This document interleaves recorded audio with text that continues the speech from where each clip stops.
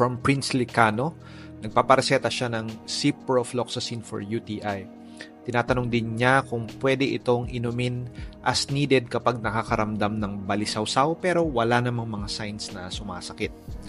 Magandang gamot ang ciprofloxacin. Ngunit, dapat ay nakita ka ng doktor at niresetahan ka nito. Kapag kasi mali ang paggamit ng mga antibiotic ay pwedeng maging resistant ang bakterya at hindi na tumalab ang gamot. Ang balisawsaw ay general term na ang ibig sabihin ay madalas umihi or ihi ng ihi. Pwede rin ibig sabihin ay mahapdi umihi. Hindi espesipiko sa UTI ang balisawsaw kasi maaari rin itong dala ng overactive bladder, diabetes, bladder irritation, kidney stone at iba pa. Remember na para lamang sa totoong impeksyon ang mga antibiotics gaya ng ciprofloxacin at hindi ito gagana kung wala ka namang infection.